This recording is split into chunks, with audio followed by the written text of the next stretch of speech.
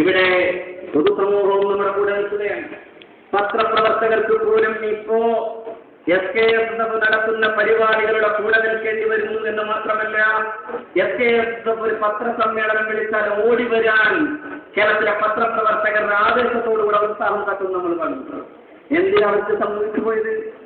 റാഡോവാറ്റ് മല്ലാതെ കൊടുക്കാൻ തയ്യാറായി കാറിന് കൃത്യമായി കാറ്റ് കൊടുത്തിട്ട് കൊണ്ടുപോകാൻ തയ്യാറായി നിൽക്കുന്നവരുടെ മുമ്പിലേക്ക് ഈ പത്രസമ്മേളനത്തിന് നിങ്ങൾക്ക് പോവേണ്ട എന്ന തരത്തിലേക്ക് മനസ്സാക്കി കിട്ടുന്ന പത്രപ്രവർത്തകൻ എത്തിക്കഴിഞ്ഞു. അതാണ് സംഭവിച്ചത്. നോക്കൂ നിങ്ങൾ, ഒരു പത്രപ്രവർത്തകൻ AP അബൂബക്കർ മുസ്ലിയാർ അവരുടെ കേന്ദ്രത്തിൽ നിന്ന് നൽകിയ ഒരു റിലീസിനെ കുറിച്ച് വളരെ വ്യക്തമായി എഴുതിയതിനു ശേഷം, സാധാരണ ഒരു റിലീസ് എഴുതിയാൽ ആർക്കും സംസാരിക്കാൻ മതി. എന്താ release? Questioning authenticity disregard for ordinary service.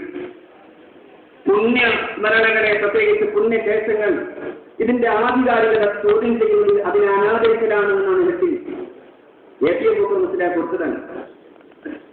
സനത് വേണമെന്ന് പറഞ്ഞാൽ തന്നെ ഇന്നമദ്ദീനെന്ന് ആയിരങ്ങളുടെ മുമ്പിൽ പ്രസംഗിച്ചാൽ തന്നെ പിതാവിന്റെ അദ്ദേഹത്തിന്റെ പിതാവിന്റെ പിതാവിന്റെ പിതാവിന്റെ പിതാവിന്റെ ഒക്കെ പരമ്പരമായിട്ട് കേട്ടില്ലേ നിങ്ങൾ എന്ന് ചോദിച്ചാൽ തന്നെ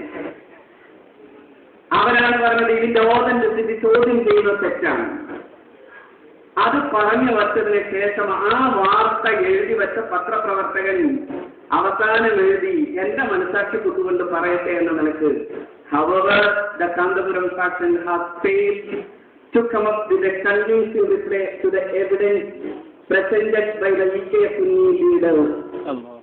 ഇങ്ങനെയൊക്കെയാണെങ്കിലും UK വിഭാഗം കൃത്യമായി വച്ച വാദഗതികൾക്ക് ഇന്നേവരെ കൃത്യമായി ഒന്നും പറയാൻ കഴിയാതെ AP വിഭാഗം പരാജയപ്പെട്ടു.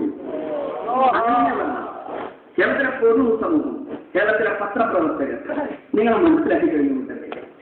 നിങ്ങളെ മനസ്സിലാക്കി കഴിഞ്ഞു. നിങ്ങളെ വിടാതിരിക്കാൻ നിങ്ങളെ കേരളത്തിലെ പൊതുസമൂഹം മനസ്സിലാക്കി കഴിഞ്ഞു. അവസാനം അവർ പറഞ്ഞു വെക്കുന്നതിനാണ് they have remained silent on the allegation of